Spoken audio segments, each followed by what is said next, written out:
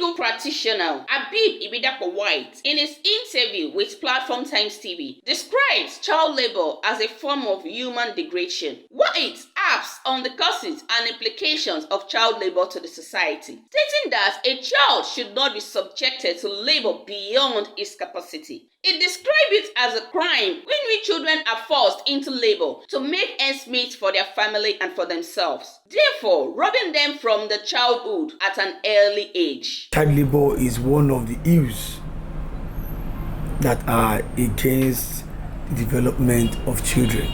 So the law at various aspects, various forums have gone against such an act towards a child. You can't be making a child to be doing the work of a laborer. And the childhood, why? Their mental capacity might not be in conformity with such a job. And the dangers that they have been exposed to at laborer sites or anywhere they work, it affects them. So that's why the law is even against it. And more of this child labor thing is when you use children that are underage as house helps. It's part of labor, because you make them do all the most tedious work in the house. So such activities is taking away their childhood, and such is always frowned at by the law. If you look at the Nigerian Constitution 1999 as amended, you won't find any provision that will say that a child should not be participating in one labor or the other. But there are two basic parts of the Constitution that gives a direct or indirect backing to child labor. One is no person shall be subjected to either torture or any form of human degradation. Child labor is a basic form of human degradation.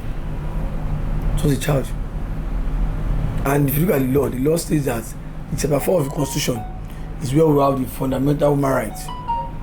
Chapter 4 of the Constitution. So it protects every person, whether you're a child, you're an adult, you're a man or you're a woman. So that form. And if you look at our chapter 2 of the Constitution, though it is not justiciable, but the economic part talks about dignity of labor. And most importantly, if you look at section 59 and section 60 of the Nigerian Labour Act 2004, it has stated the categories of persons that can work as laborers in a company, in a factory, in a corporate business and everything. Any person that is below the age of 18, you cannot be a worker at any setting in Nigeria. That's the law. Any person that go against that law, it is liable for the criminal offence and civil actions can be taken against you.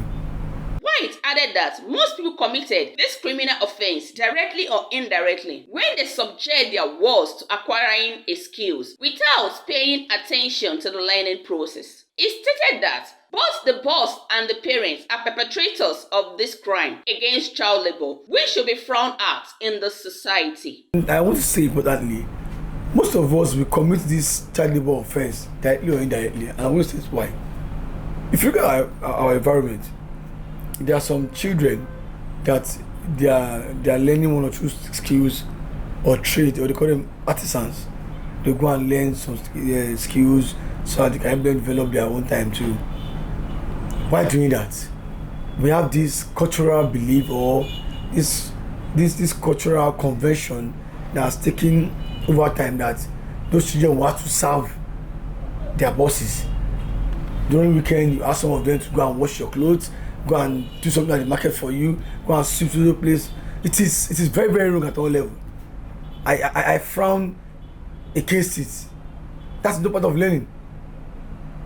If you are doing that, if you are a boss, you are doing that, you are committing an offense against the child. That is child labor. Because part of their learning does not include to go and washing your clothes, come on Saturdays, go and sweep your whole compound, go and feed your children. No. It is very, very rampant. And it's one of the ways that we are doing to commit an offense against the Child Rights Act.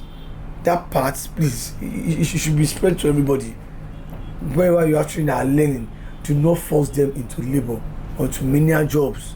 Don't allow them to do it, because it is nothing but child labor. Whyte added added that poverty, lack of family planning, and improper parenting contribute more to the crime. Meanwhile, he urged the government to be responsive by providing an enabling environment for child upbringing. For more content on our broadcast, please do follow us on all our social media handles: Facebook, Twitter, Instagram, YouTube at Platform Times TV. I am Funke Adeyosoye.